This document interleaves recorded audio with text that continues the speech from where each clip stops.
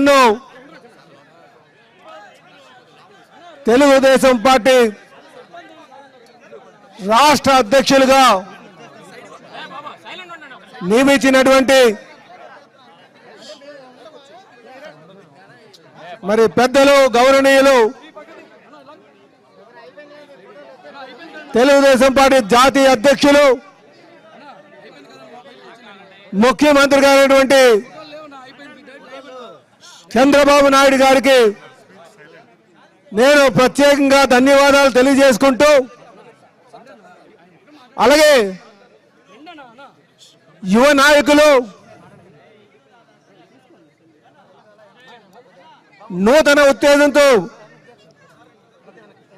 ఎప్పుడూ ముందుకు వెళ్తున్నటువంటి తెలుగుదేశం పార్టీ జాతీయ ప్రధాన కార్యదర్శి అయినటువంటి